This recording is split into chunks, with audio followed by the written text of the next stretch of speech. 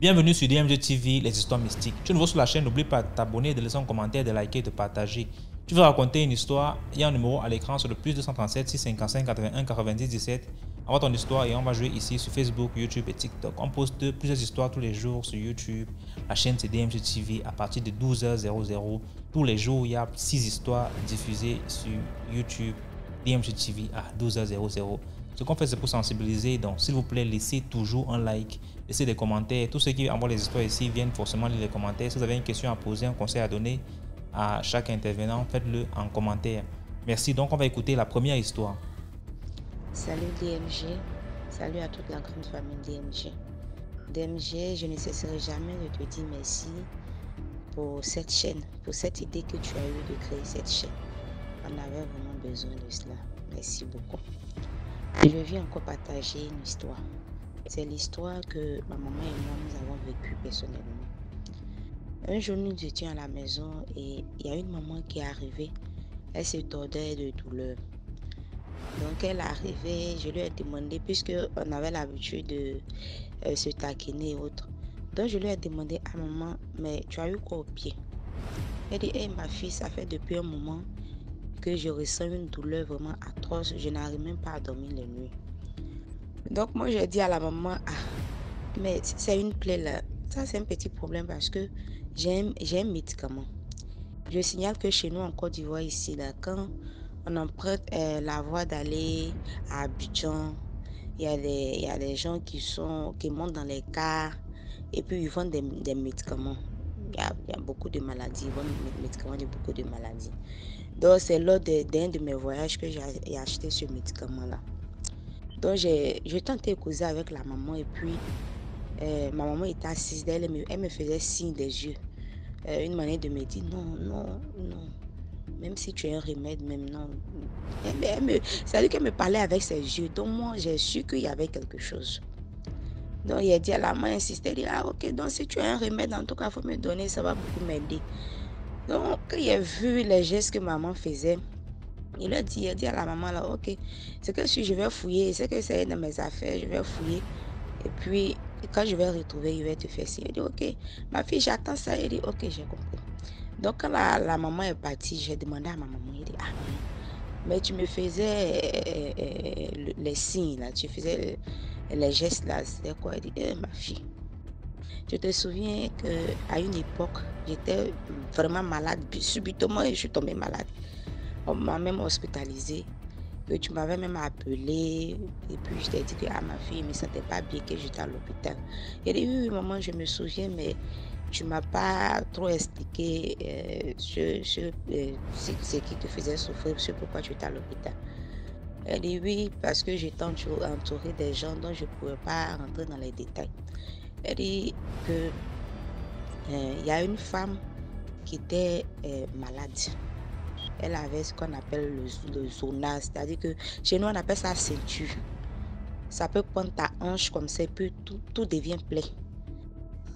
Ça prend ta hanche et puis tout devient plaie. Donc, elle dit qu'elle avait un médicament qui était efficace parce qu'elle-même elle avait eu cette maladie et puis qu'elle a appliqué dessus là. 3 jours après, c'est parti. Donc, elle a donné à la maman qui souffrait de la même maladie aussi, elle lui a donné. Elle dit qu'elle a donné la même nuit, le jour qu'elle a donné le médicament à la femme en question, la même nuit, elle n'a pas dormi. Qu'il y a les gens qui sont venus dire que bon, donc c'est toi qui a des remèdes, c'est toi qui connais des médicaments, c'est toi qui sais qu'on doit soigner les gens. Bon. Donc elle dit, ils l'ont frappé, ces personnes étaient masquées, et elle ne pouvait pas voir leur visage. Mais tout ça s'est passé dans son rêve et ils l'ont frappé copieusement. Dès qu'elle s'est réveillée le lendemain matin, tout son corps lui faisait mal. Elle dit son rêve là paraissait tellement réel, tout son corps lui faisait mal. Elle avait des traces partout, comme si on l'avait fouettée, il y avait des traces, elle avait des bleus sur son corps. Et elle a commencé à ressentir le même mal là. C'est-à-dire que quand ça commence là, ta partie là te brûle. Et puis ça devient des boutons rouges. Donc elle est partie à l'hôpital là. Ils lui ont dit que c'est la maladie là. C'est-à-dire que les gens ont pris les ninjas, comme on le dit ici. Ils ont attrapé leur proie, bien, c'est pas, ils ont appelé ça leur victime. Ils ont maltraité la personne là-bas. Elle a eu compassion de la personne, lui a donné un médicament pour que la personne se soigne. Elle ne savait même pas que c'était un truc comme ça, c'était un problème mystique. C'était un problème de la sorcellerie. Elle voulait faire du bien. Voilà ce que lui est arrivé. Donc elle m'a dit, c'est ah d'accord, maman, il n'y a pas de problème. Je ne savais pas si tu m'avais expliqué là. Je n'allais même pas parler de ça à la maman là. Donc le lendemain, la maman vient et dit, ah ma fille, bonjour, comment tu vas? Et mon médicament là, je parle. Elle dit, maman, médicament là, j'ai cherché jusqu'à je n'ai pas trouvé. Elle dit, ah d'accord, non, je m'en vais alors. Elle dit, ok. Et puis elle est partie. Donc c'est ça ou la famille. Vraiment, merci beaucoup et à la prochaine histoire. Merci beaucoup pour l'histoire. Maintenant, on va écouter la deuxième histoire. Allô, DMG, bonjour. Bon, j'ai raconté cette histoire tout à l'heure. J'étais obligée de le supprimer parce que c'était un peu long. Là, je vais essayer de raccourcir ça. Pendant les événements, ce que je raconte là, moi-même j'ai vécu ça. Pendant les événements du 5 juin, nous, on avait perdu notre frère qui avait 17 ans. Il était 3e. Nous sommes à 5. Il était mort. L'obus était tombé là où il était assis. Et l'obus l'avait déchiqueté. On n'a pas pu récupérer tout le corps. Les gens qui étaient là, ils étaient restés, les garçons étaient restés, ils étaient à 2. Lui et son petit frère de 15 ans. Mais l'autre n'était pas là en ce moment quand l'obus était tombé. Lui, il était avec ses amis. Quand c'est tombé, lui, il était dans la maison, il est mort sur place, déchiqueté et tout. Les gens ont ramassé les morceaux, ils ont mis dans la brouette, ils sont allés. Mais comme nous sommes les techniques de Brazzaville, Diri, il y a le 13, maintenant c'est le 9e arrondissement de Brazzaville, Diri. C'est vers 5 ou 10 km de Brazzaville. On appelle ça Diri. Là, c'est le village de notre maman. Et du côté maternel, on a un cimetière familial là-bas qu'on enterre les gens. Donc pendant les événements, au lieu de laisser les corps pourrir, ils sont allés là-bas et il y avait aussi quelques familles, quelques-uns de la famille qui étaient là-bas, qui étaient réfugiés là-bas, Ils ont pris le corps, ils ont essayé de fabriquer un petit cercueil avec les tôles.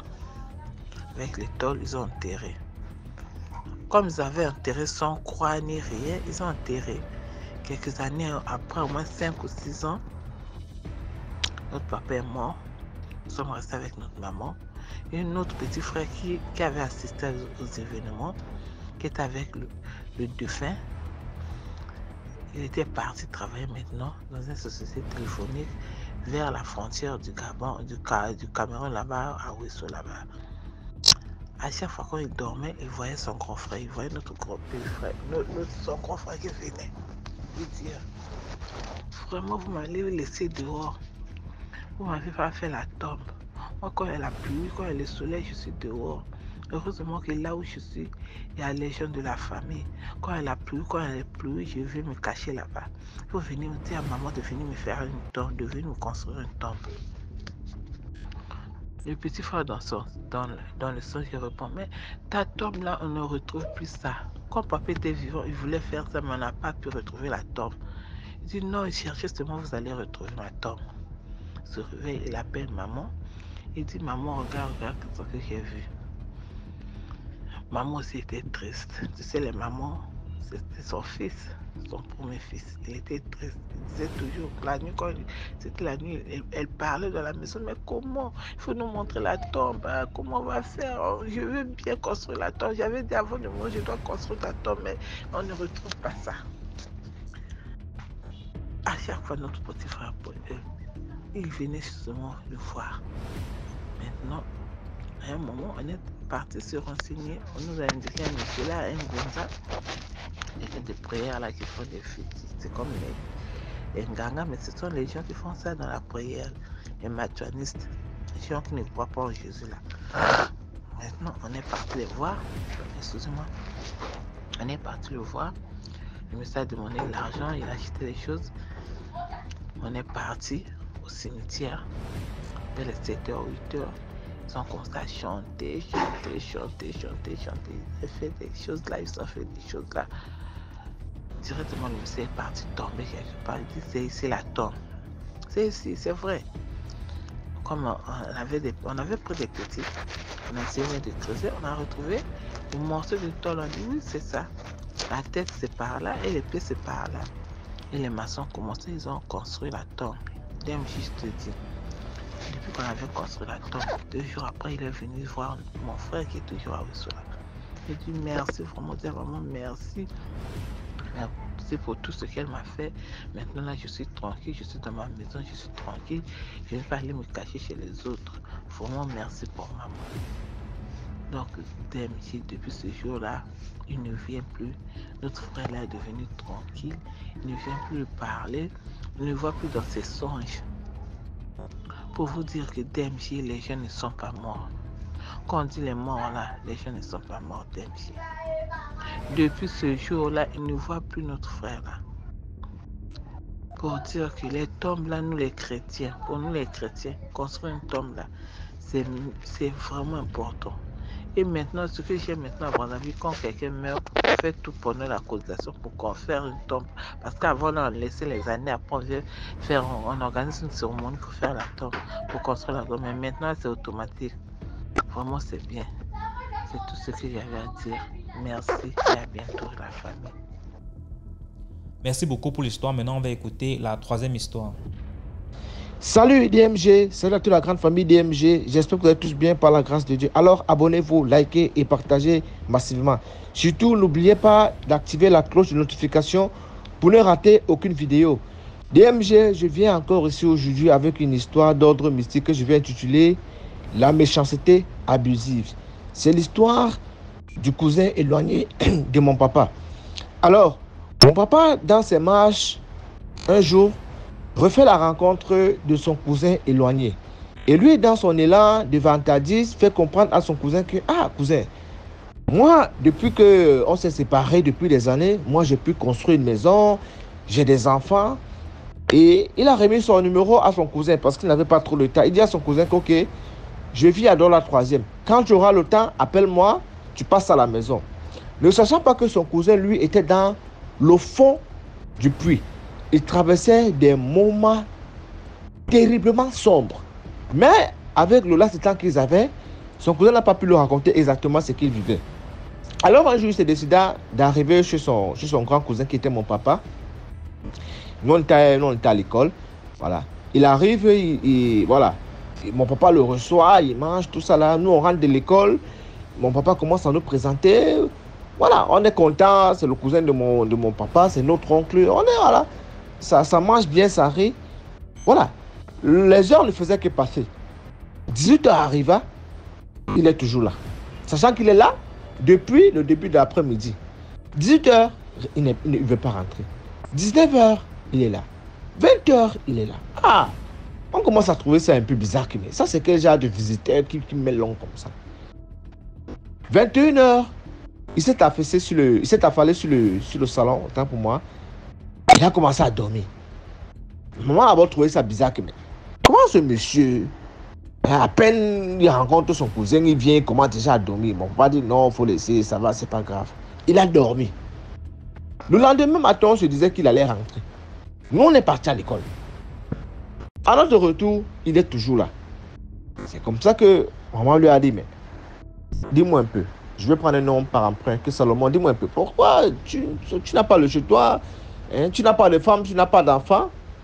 C'est donc là que il dit à maman qu'il préfère attendre que mon papa rentre le soir, qu'il est face à soi et qu'il lui raconte son histoire. Alors, mon papa est rentré ce soir-là. Nous aussi, on était là. Hein. On était là. Moi, j'étais déjà grand. Donc, je pouvais bien entendre ce qu'il avait à dire. C'est un petit frère qui était encore un peu plus petit là. Alors, il commence à raconter que tout allait bien dans sa vie. Tout allait tellement bien dans sa vie. C'était un maçon. Voilà. Il faisait dans le BTP. Tout allait bien dans sa vie. Jusqu'au point où il est allé au village prendre une fille dans un village, bon, pas dans le village, dans notre village, mais dans un village voisin. Voilà, la fille parlait aussi le Bassa, le village limitrophe là. Il a ramené à Douala et ils ont eu des jumeaux. Il louait à PK 10. Un jour, il a eu un chantier pour aller travailler dans certains villages là. C'est ce qu'il faisait le plus souvent, aller travailler dans certains villages là, un peu très très éloignés. Il se déplaçait soit pour 1 mois, 2 mois, ça dépendait de la tâche qu'il avait à faire. Et pour ne pas que sa femme reste femme au foyer, il avait payé une formation en haute couture à sa femme. Donc, sa femme aussi se formait, tandis que lui, il gagnait des marchés, quitte à ce qu'elle aussi elle soit financièrement indépendante. Il est donc allé travailler 2 mois. Il avait déjà reçu plus de la moitié de l'argent. Il a laissé une bonne partie à sa femme pour qu'elle reste occupée de ses enfants. Lui, il est allé travailler. Il a fait presque 1 mois et demi. Il décida de revenir un peu voir sa famille. Sa famille le manquait déjà. Quand il revient, il trouve la maison vide. DMG. Il trouve la maison vide. La femme a vidé toute la maison. Elle est partie avec les enfants. Il demande au voisin qui est voisin, qu'est-ce qui s'est passé? Où est ma femme et mes enfants? Il dit que mais tu as dit que tu as trouvé un travail au Gabon, non? Et que voilà, il fallait que ta femme rentre vivre avec la famille, hein? Le temps que tu les fasses venir au Gabon. Il dit que mais quel Gabon? Moi je suis parti travailler dans un village là. Je suis parti quel Gabon? Il dit que mais c'est ce que ta femme a dit. On l'a même aidé à charger le camion ici. C'est comme ça que le gars a sombré dans la dépression DMG. Il a sombré dans une dépression pas possible. Il a commencé à boire. Il ne buvait pas, hein. Il a commencé à boire. Commencé à faire popo sur lui. Et il n'a plus jamais pu retrouver l'équilibre de sa vie. C'est-à-dire, il pleurait. Quand il buvait, il saoulait, il pleurait, il faisait popo sur lui, il pleurait. Ce n'est que comme ça, jusqu'au jour que mon père l'a rencontré. Et ce jour, il avait un sac, un petit sac sur lui. Et dans son sac-là, il y avait sa brosse à dents, ses quelques vêtements, sa serviette. Donc, il n'avait plus de domicile. Il n'avait plus de domicile. Le plus souvent, c'est que quand il partait travailler dans un chantier, dans la ville de Douala, si ce chantier n'a pas de porte, c'est que quand il vient travailler les collègues, il se nettoie aussi comme les maçons se nettoient souvent. Les gars rentrent. Lui, il reste revenu par derrière. Tu vois un peu, non? Il vient dormir dans le chantier là. Le matin, très tôt, il se lève, il essaie de nettoyer son visage, de partir dans un bénétara, il mange. Il revient comme si peut-être il a dormi dans une maison normale. Pourtant, il a dormi dans le même chantier. Pourtant, il vit dans le même chantier. Jusqu'au jour qu'on va mettre les portes. C'est comme ça qu'il vivait. Ouais. Mon père, pris de compassion, il lui dit que, bon, je ne peux pas te laisser déambuler comme ça là. Si en vivant ici là, ça va te permettre de reprendre ta vie en main, c'est une bonne chose. C'est comme ça qu'on lui a donné une chambre à la maison là. Mais DMG, c'était insupportable ce qu'on a vécu avec mon oncle là. C'était insupportable DMG. Mon papa, dans son élan de bon cœur aussi, essayait de faire la pub de mon oncle au quartier. Il dit que, vraiment, j'ai mon frère là, c'est un très bon technicien, il travaille bien. On le donnait des chantiers au quartier, DMG. Mais alors, il commence à bien travailler. Mais dès qu'il touche même 2 bières, non, c'est bon. Il saoule. C'est pas comme s'il buvait les 1 casier. Il va saouler. Et comme les gens savaient déjà au quartier, quand lui saoule, il fait popo sur lui, il est presque inconscient. On va venir, on va voler tout l'argent sur lui. DMG, il est dans les problèmes. Il faut qu'il livre le chantier. Il a déjà reçu l'argent. On volait et ses téléphones DMG. Il faisait popo sur lui. Parfois, il restait à la maison même 1 semaine, 2 semaines. Parce qu'il est parti quelque part, il a bu, il a fait popo sur lui. Voilà, il a honte de marcher maintenant. Un jour, DMG, moi je l'ai chassé de la maison. Moi je l'avais chassé de la maison. Pourquoi? Parce que il a bu. Tu vois un peu, il a bu un jour. Il est rentré se coucher dans sa chambre. Sa chambre était dégueulasse. Ça sentait les pipis, tout ça là. Même, bon, on supportait quand même. Il était dans sa chambre sous-couché. Maintenant, il a envie de faire pipi. Au lieu de faire pipi dans ces toilettes là-bas, là, mais peut-être qu'il était en train de manger au salon. Elle mangeait, on les avait mis une natte là au sol, elle mangeait au sol parce qu'il ne fallait pas qu'elle salisse ses canapés, tout ça là. Il sort de là-bas avec beaucoup de difficultés, il vacillait à gauche, à droite, il sort son zoltan devant mes petites soeurs. Il commence à les arroser des pipis comme si c'était le tuyau des sapeurs-pompiers. Mes petites soeurs se mettent à pleurer, à crier. Et qui est? Je suis dehors avec mes amis, on t'appelle les commentaires. Il dit, mais c'est quoi les pipis, les pipis, les pipis. J'entre en courant.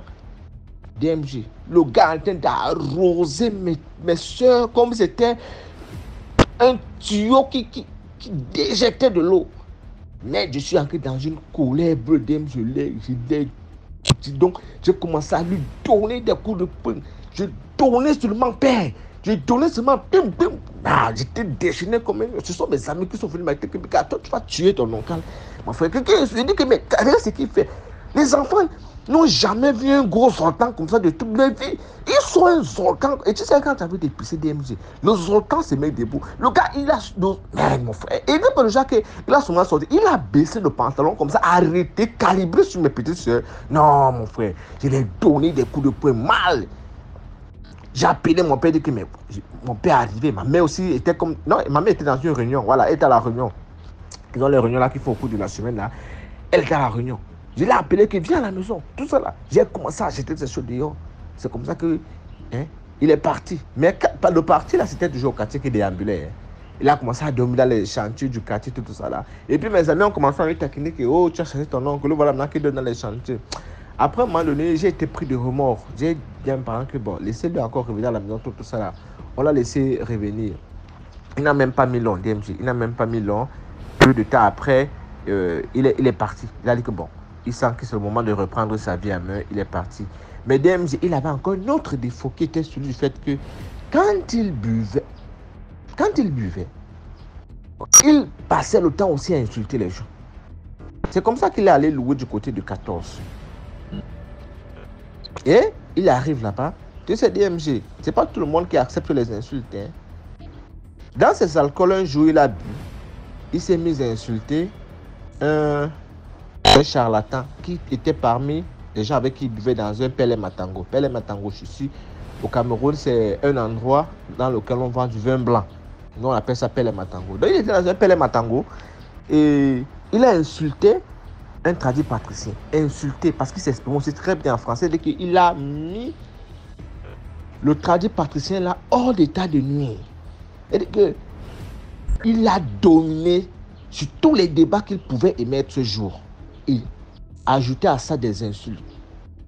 Ça, c'est ce que la fille qui vendait le Pele Matango a dit après son décès. Bon, j'arrive, l'histoire arrive. Donc, le marabout lui a dit, comme tu m'as insulté, tu m'as ridiculé devant les gens, tu vas voir. Le tu vas voir que tu vas voir là, c'est comme ça qu'ils se sont séparés. Ça faisait en sorte que quand le marabout était assis qu'il buvait, le tradit patricien était assis qu'il buvait, et que mon oncle venait, lui se levait, il partait. Donc il avait nourri une haine contre les insultes le jour-là. Il n'a pas pris en compte que c'était l'alcool, voilà. Lui, il a nourri de haine.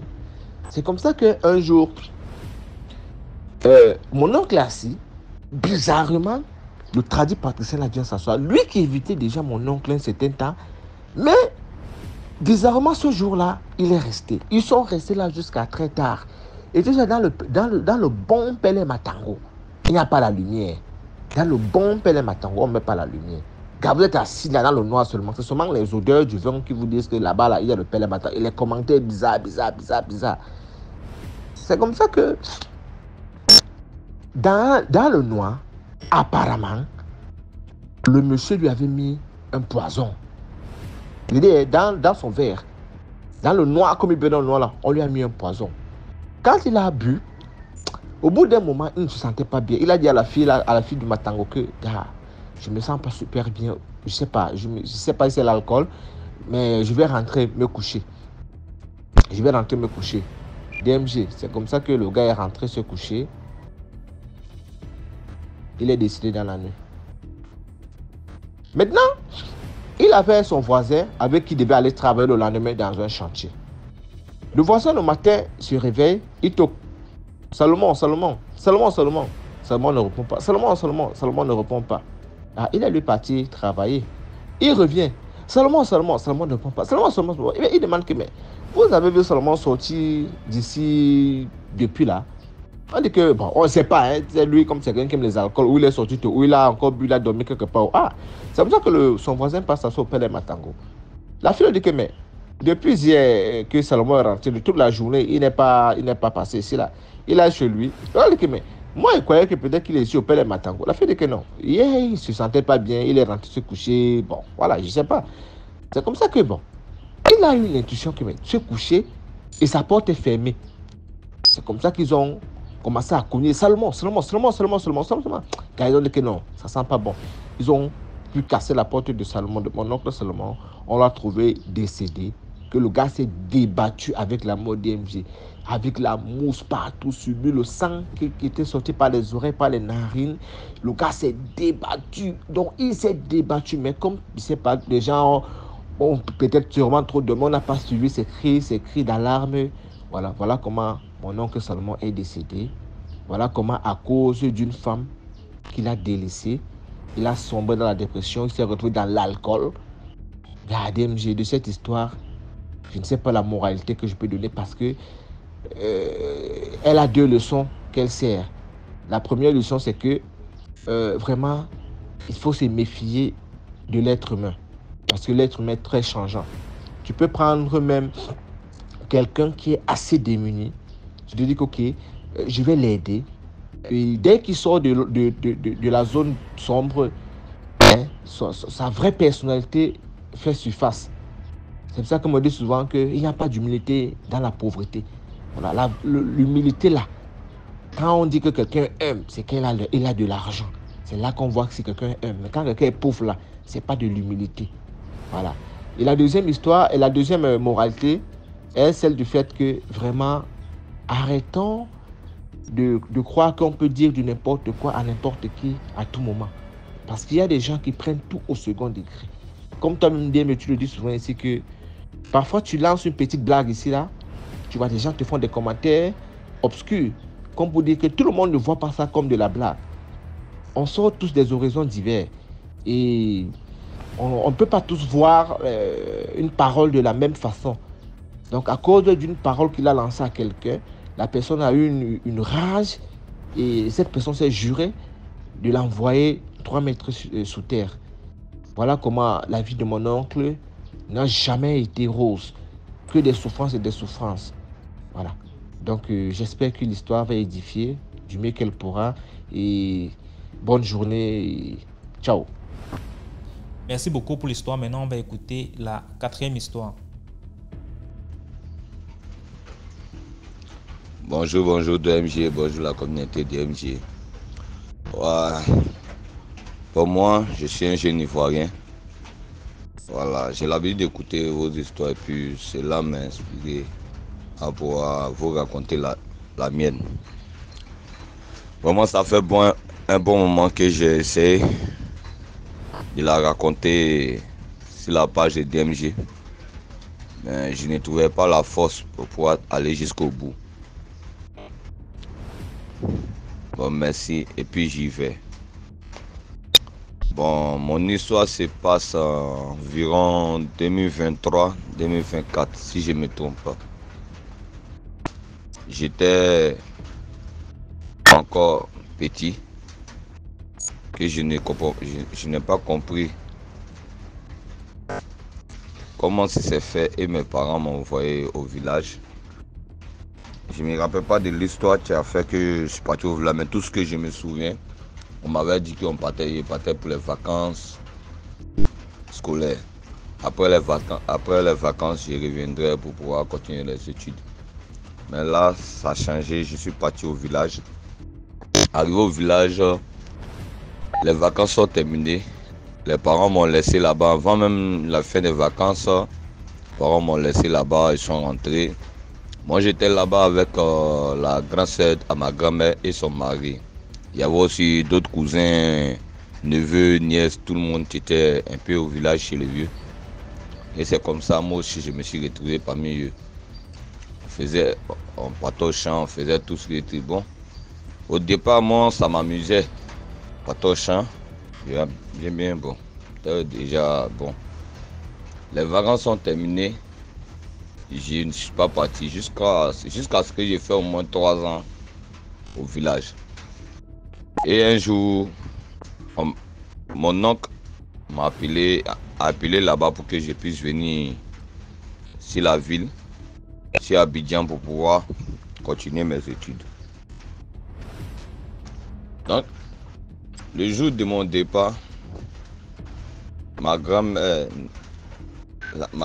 comme je dis, ma grand-mère, la sœur de ma grand-mère, ne voulait pas que moi je vienne ici à Abidjan. Elle refusait catégoriquement que je bouge. Et elle s'est mise à me dire des paroles comme quoi disant où tu vas, ça te suivra. Partout où tu mettras les pieds, ça te suivra. Et lorsqu'elle m'a dit cette parole, je suis allé voir mon grand-père pour lui expliquer la parole. Ah, voilà ce que mamie est arrivée à me dire. Lui, il m'a juste dit non, ne t'inquiète pas, c'est juste une parole de colère. Et il m'a demandé de tendre les mains. J'ai tendu les mains. Et il a causé, il a parlé, et il a versé sa salive dans ma paume et m'a demandé de passer sur les mains, sur le visage, que tout ira bien. Donc c'est mon papy et c'est quelqu'un, j'ai beaucoup d'estime pour lui. S2 comme il est décédé maintenant, et sa femme d'ailleurs. Bon, et c'est comme ça, j'en ai pris la voiture. Je suis parti rejoindre mon oncle. Et le lendemain, on a pris la route pour venir ici à Abidjan. Bon, lorsque je quitte là-bas même, du village, on trouve un premier village, une première ville avant de trouver. Dès qu'on quitte mon village, on trouve une première ville. Après la ville, maintenant on continue. Mais avant de trouver cette ville, il y a une grande forêt qui est là. Et la dame m'a dit, dans ses paroles qu'elle me disait, que je ne vais jamais traverser cette forêt. Alors j'ai eu à expliquer à la femme de mon oncle qui était venue nous chercher. Je lui ai expliqué ça. DMG, on était dans le car, pendant que la voiture roulait. L'histoire que je vous raconte, il y a quelque chose de 12 à 13 ans. On était dans le car pendant que la voiture avançait. Je ne sais pas ce qui s'est passé. Un coup, le chauffeur a commencé à perdre le contrôle du volant. Et la voiture s'est mise à aller de gauche à droite, de gauche à droite. Et la femme de mon oncle, qui priait en ce temps, s'est mise à prier et expliquer l'histoire aux personnes qui étaient dans ce cas. Et tout le monde s'est mis à prier, jusqu'à ce que le chauffeur retrouve le contrôle de la voiture. Dès qu'il a retrouvé le contrôle de la voiture, il a garé. Il est descendu et s'est approché de moi. Il a demandé, qu'est-ce que tu as fait? J'ai dit, je n'ai rien fait. Il dit, tout à l'heure, lorsqu'on venait, j'ai vu un gros chat noir venir s'arrêter devant la voiture. Un gros chat noir qui est venu s'arrêter devant la voiture. J'ai essayé de le dévier. Et voilà pourquoi j'ai perdu le contrôle du volant. Mais un chat blanc est venu chasser ce chat-là. On dit ah. Et on était là, on a continué à prier et on a continué la route. On est venu ici à Abidjan. J'étais là, tout allait bien. Des années, je peux dire 5 ans plus tard, 5 ans, 24 ans plus tard, cette même dame se retrouve chez nous.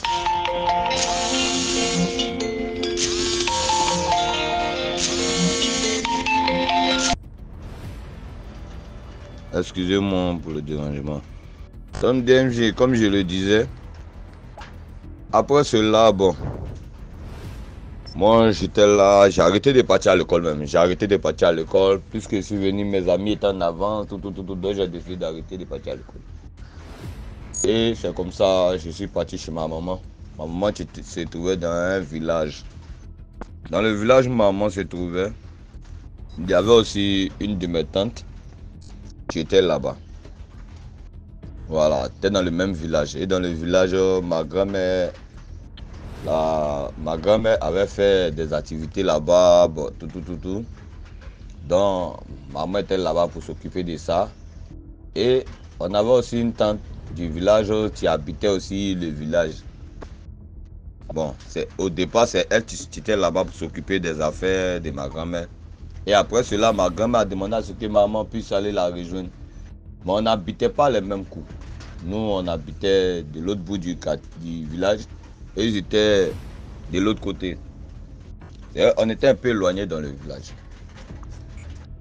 Donc, ça arrivé à un certain moment, on dit la soeur de ma grand-mère est venue dans ce village. Bon, je ne sais pas ce qu'elle est venue chercher. Elle est venue dans ce village. Bon, je ne sais pas. Mais elle était là. Donc, on s'est vu, elle m'a salué, on a causé, on dit quoi? J'ai dit oui, ça va. Ah, tu as grandi? J'ai dit oui. J'ai dit oui, ça va. Et elle est partie, elle dit elle était chez ma tante là-bas. Le soir, je me rends là-bas, je vais la saluer, tout. Et j'y rentre. DMG. Une semaine après, je ne peux plus dormir. Je dors. Dans la nuit, je me bats. Souvent, je suis en train de faire la chasse. Moi, j'aime bien les lance-pierres. Donc, souvent, dans le rêve, je suis en train de plier lance-pierre en main, je vais à la chasse. Et je vois l'oiseau que je vais tuer, se transforme en un animal. Il me poursuit. DMG, je me bats dans le rêve. Je me bats. Lorsque je me réveille, Lorsque je me réveille, j'ai tout mon corps tracé. Parce que en courant, il y a des lames de brousse, comme on le dit. Tu me grattes. Mais quand je me réveille le matin, toutes les blessures sont sur mon corps. Toutes les blessures étaient sur mon corps. Et quand je me réveille, je montre à ma maman. Ah, voilà ce qui m'arrive dans ces 2 jours-là. Je rêve. Quand je me réveille, tout mon corps est rempli de plaies. Tout mon corps est rempli de plaies. Et c'est comme ça, maman m'a montré à son pasteur. On est parti chez son pasteur. Son pasteur même m'a vu, il était étonné. Il dit non, vraiment, le monde des ténèbres existe.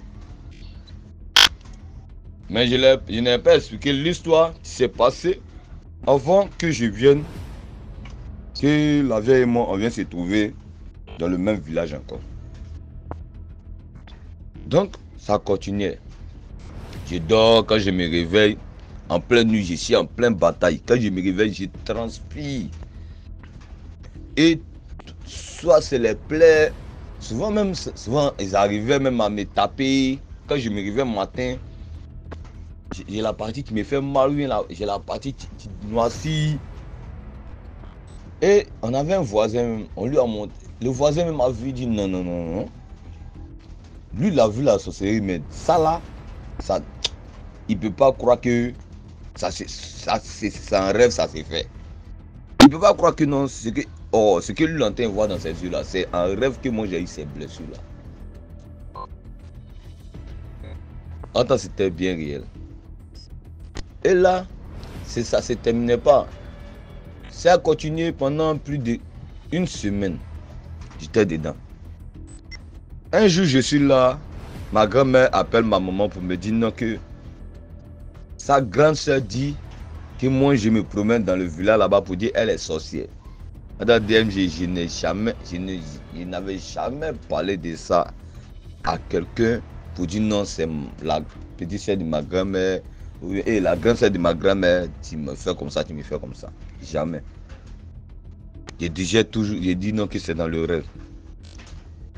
Et on était là. Donc le gars, le pasteur m'avait donné, on a fait des prières et après il m'a dit, quand tu dors, il faut beaucoup prier avant de dormir. Mais DMG, ce qui me sauvait beaucoup, c'est que j'avais une parole. Quand, avant de dormir, je disais toujours, tu es vaincu par le Christ, tu es vaincu par le Christ, tu es vaincu par le Christ. C'est cette parole que je récitais jusqu'à ce que le sommeil m'emportait. Donc ce qui faisait que dans les rêves, je sortais toujours victorieux. Donc ça continuait. Et un jour, elle a fait venir l'un de nos cousins qui est très puissant en sorcellerie, que nous tous on le connaît. Nous tous on sait qu'il est très fort en sorcellerie. Lorsqu'il est arrivé, il est venu.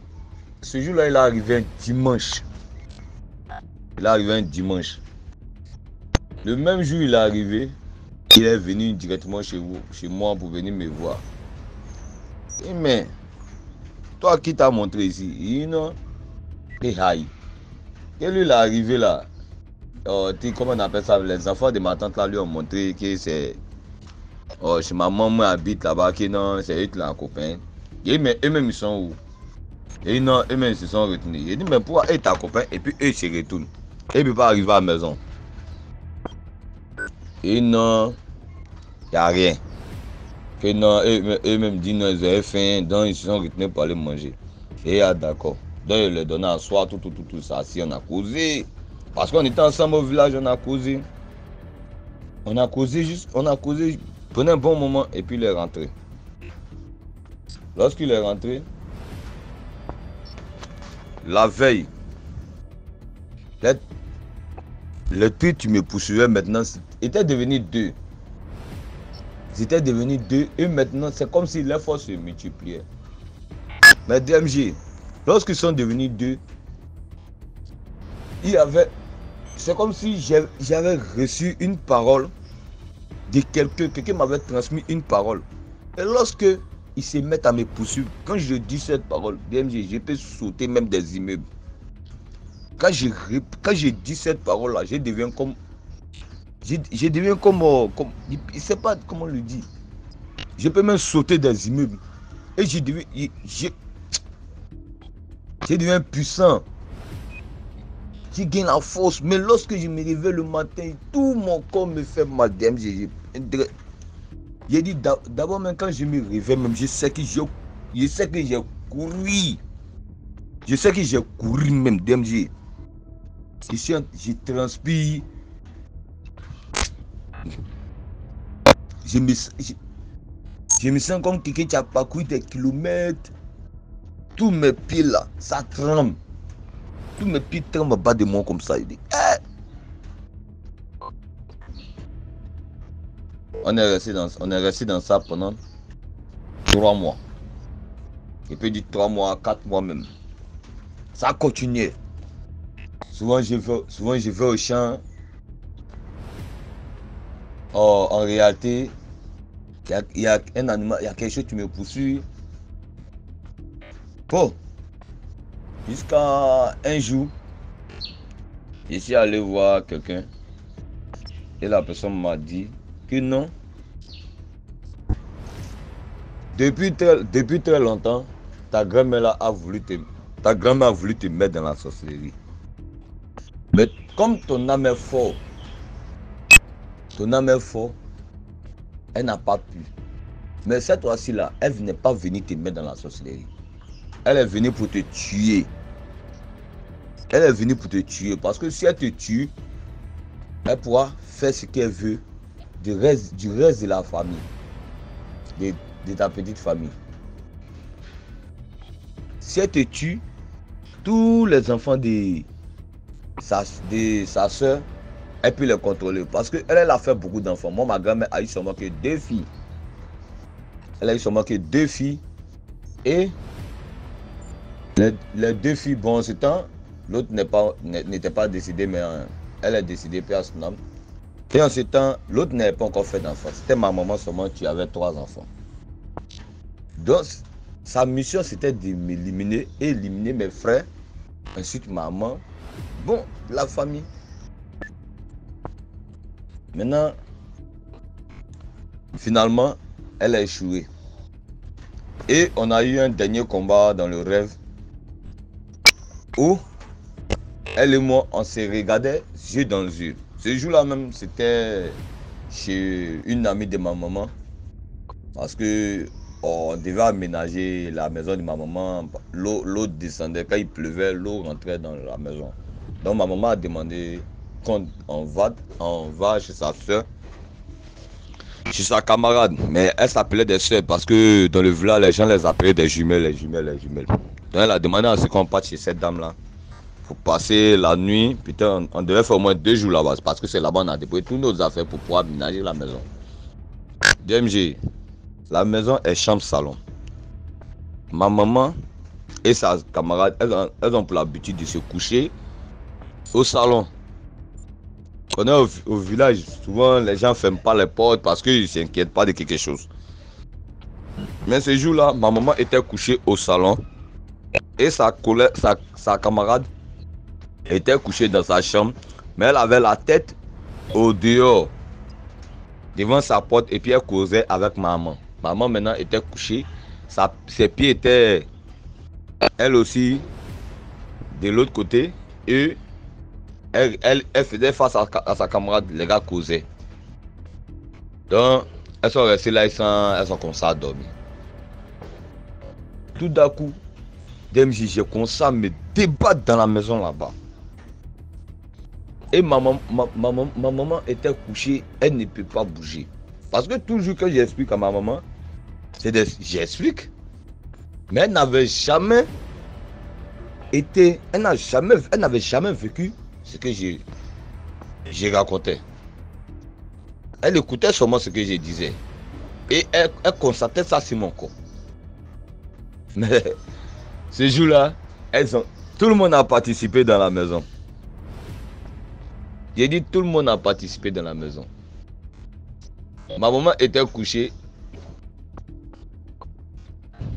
Et ça a commencé. Moi j'étais dans la chambre. Tout à coup là. Cette fois-ci c'était plus un rêve. La personne a attrapé mon cou. DMJ. A attrapé mon cou. Serré mon cou. Jusqu'à ce que je ne pouvais plus respirer. Tout ce que je disais dans mon cœur, c'était tu es vaincu par le Christ. Tu es vaincu par le Christ. Tu es vaincu par le Christ. Tu es vaincu par le Christ. Tu es vaincu par le Christ.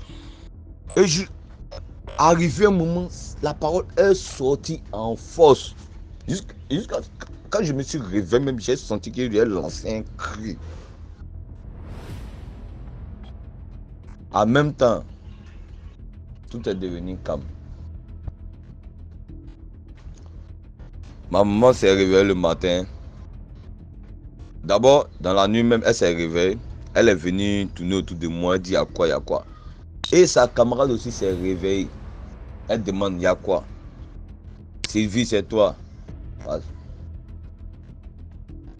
Je lui donne un nom comme ça. Sylvie, c'est toi. Sylvie, c'est toi. On dit non, c'est pas elle. Elle aussi, comment on appelle ça, la camarade de ma maman, je peux dire, elle aussi, elle se met à crier. Elle dit, ah, la nuit là, il y a quelqu'un qui a passé ici. Il y a quelqu'un qui a passé ici. Mais cette personne, je ne sais pas. Mais cette personne, c'était pas un humain. Parce qu'il est rentré. Il s'est arrêté en haut de moi. J'ai senti une présence. Mais je ne pouvais pas me lever. J'étais devenu lourd. Et la personne s'est dirigée dans la chambre où les enfants étaient couchés. Mais je ne pouvais pas bouger encore. Et il y a eu une autre personne qui est venue. Mais la personne s'est arrêtée à la porte. de la maison. La personne n'est pas rentrée. Et après, l'autre est sorti en courant. Elle dit, DMG,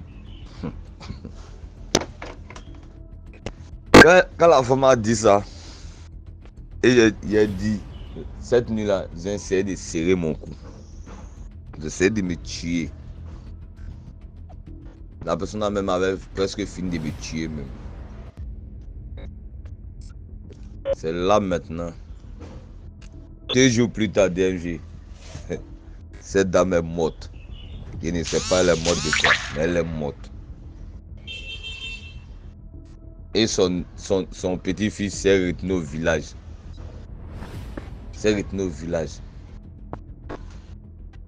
Voilà mon histoire.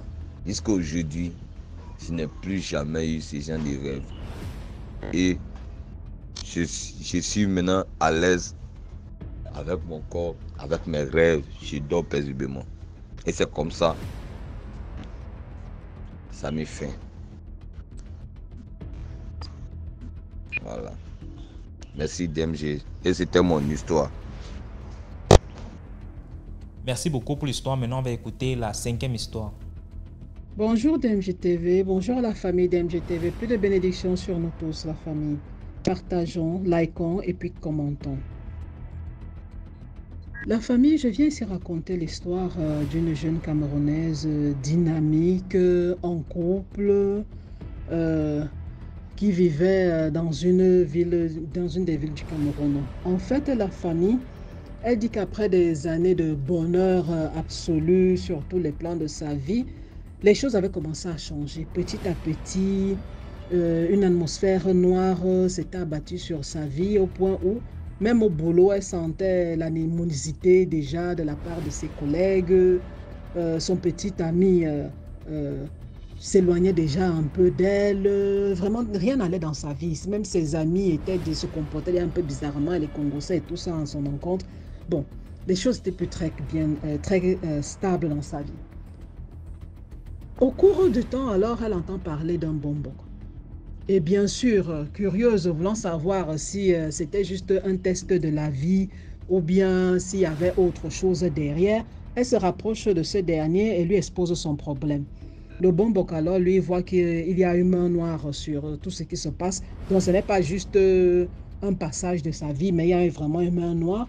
Il lui propose alors des rituels à faire et tout ça. Et petit à petit, ils allaient vraiment cerner le problème. Bon, elle continue à se battre dans sa vie, mais à un moment, elle entre en panique parce qu'elle se rend compte que vraiment l'amour de sa vie était vraiment en train de partir. Donc, c'était déjà grave. Et dans sa panique, alors, il y avait sa meilleure quota. Donc, comment dire, sa sœur d'une autre mère, n'est-ce pas, à qui elle confiait tout, dont son ventre était ouvert devant la fille, en fait. Et sa quota qui lui dit alors, ah non, ma chérie, vraiment, pour régler ça, je connais un papa, je crois que c'était vers Batouri, je connais un papa vers Batouri là-bas. Quand tu arrives chez lui, là, tes problèmes sont résolus automatiquement. C'est du tic au tac. Au lieu de perdre ton temps à attendre le bonbon là, tu fais les trucs, tu fais ceci, tu fais cela. Non, allons chez lui, c'est du tic au tac, ma chérie. La fille, dans sa panique, elle prend ce chemin-là. Malgré le fait que le bonbon s'était rendu compte qu'il y avait quelque chose qui n'allait pas essayer de l'appeler et tout, elle évitait déjà ce dernier. Et bien sûr, sa copine qui l'aimait beaucoup, a décidé de l'accompagner faire ce rituel à l'autre bout du Cameroun. Elles arrivent là-bas, elles font le rituel et justement, à leur retour dans la ville, mais tout allait bien dans sa vie.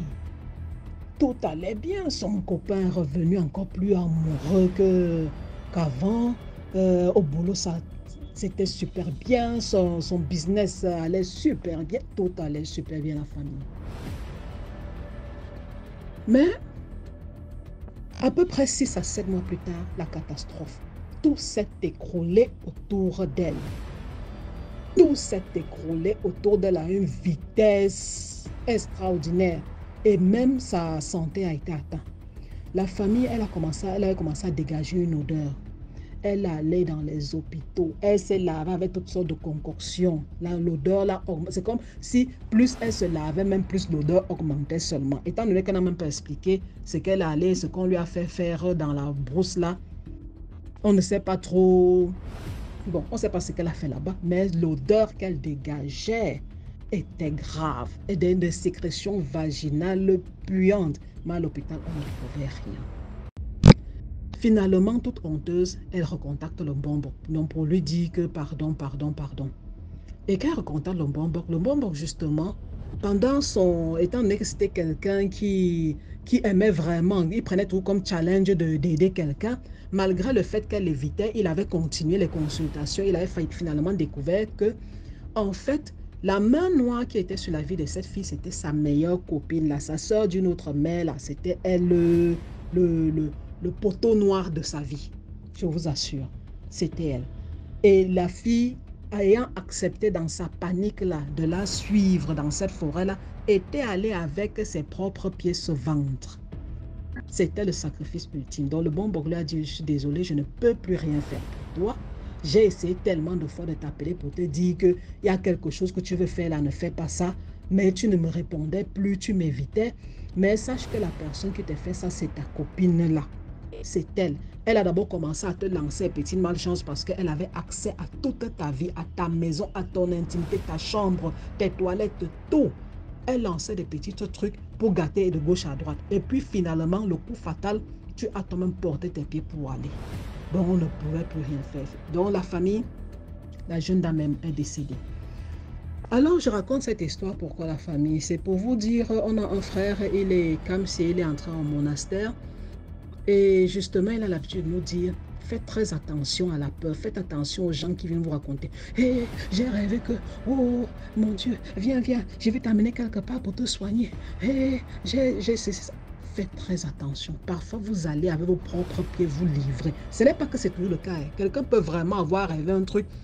Mais c'est généralement mieux que plusieurs personnes fassent ces rêves-là pour toi, pour dire, attends un peu, j'ai l'impression que tu as un problème, il y a quelque chose. Et quand ça arrive, mieux vaut vous faites vos prières, vous priez intensément, Dieu vous dit que montre-moi la route. Et il vous amènera vers un prêtre, un pasteur, un imam, vers quelqu'un. Mais vers quelqu'un, franchement, mais faites très attention. Parce qu'aujourd'hui, au jour d'aujourd'hui, il y a des faux pasteurs, prêtres, imams, des gens, tu arrives là-bas, c'est même plutôt lui qui va te finir. Donc la famille, s'il vous plaît, faisons très attention. Ne paniquons pas quand quelqu'un vient nous annoncer quelque chose ou bien non, viens, je vais t'amener quelque part, on va te soigner. Prions d'abord. Prions d'abord.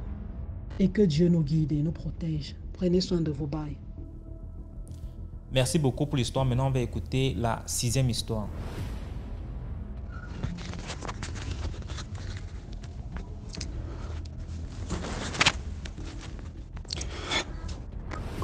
Bonjour DMG, bonjour la famille. Likez, partagez. L'histoire d'aujourd'hui, c'est l'histoire d'une femme, une vieille femme qui est venue voir un jeune prophète. Son histoire dit que son mari est décédé.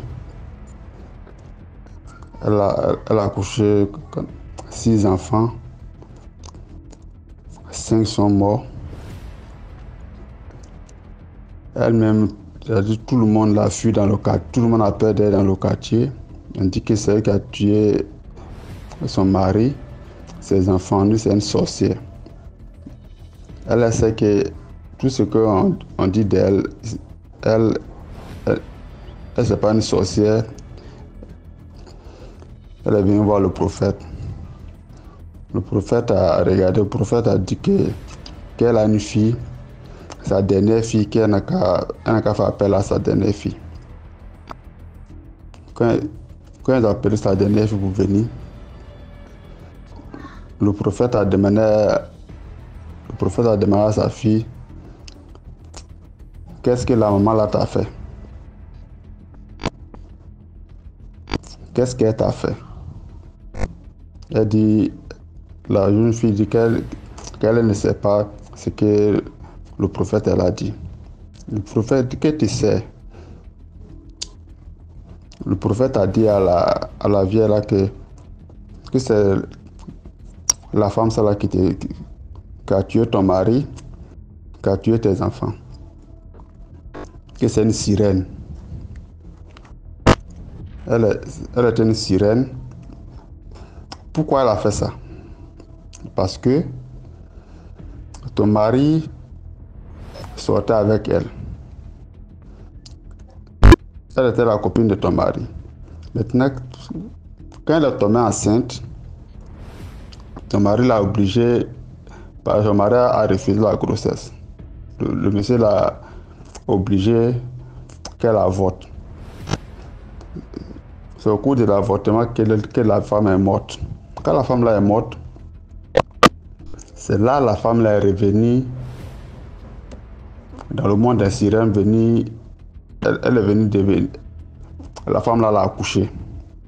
Elle est devenue comme la dernière fille de la femme. Elle est venue pour se venger. Elle a tué le monsieur et tous les enfants. Elle voulait anéantir la famille. C'est la vieille là maintenant déjà tué. C'est là, Dieu merci, la vieille là est venue voir le prophète. C'est là, elle était là à 18 ans, elle niait toujours. Et quand le prophète a versé eau bénite sur elle, c'est là la femme là se transformée en poisson. Celui-là.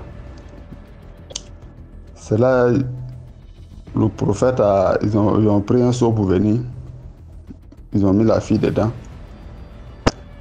Ils ont cherché rivière quelque part. Ils sont allés, quand ils sont arrivés au bord de les rivières là, ils ont prié. Et puis, quand ils ont jeté le poisson dans l'eau là, ils étaient là encore priés. La fille là est sortie encore. Elle demande maintenant où est la vieille là, où est la femme là. C'est là ils ont prié. Ils ont versé